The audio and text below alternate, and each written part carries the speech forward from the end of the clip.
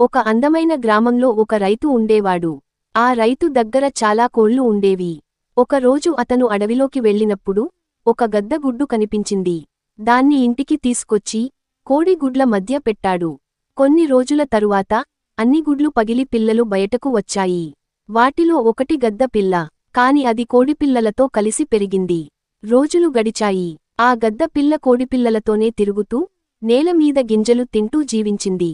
అది ఎప్పుడూ పైకి చూడలేదు, ఆకాశం వైపు ఎగరాలని ఆలోచించలేదు. ఒకరోజు ఆ గద్ద పిల్ల ఆకాశంలో ఒక పెద్ద గద్ద ఎగురుతూ చూసింది.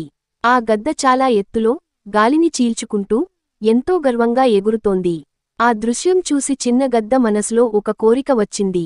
నేను కూడా అలా ఎగరగలనా అని అది పక్కనే ఉన్న కోడిపిల్లలను అడిగింది. వాళ్ళు నవ్వుతూ ఇలా చెప్పారు, అది గద్ద, మనం కోళ్ళు. మనం ఎప్పుడూ అంత ఎత్తుకి ఎగరలేం. ఆ మాటలు చిన్న గద్ద మనసులో బలంగా పడిపోయాయి. అది నిజమే అనుకుంది. ఆ రోజు నుంచి అది ప్రయత్నించడం కూడా మానేసింది. ఎప్పుడూ నేలమీదే తిరుగుతూ కోడిలాగే జీవించింది.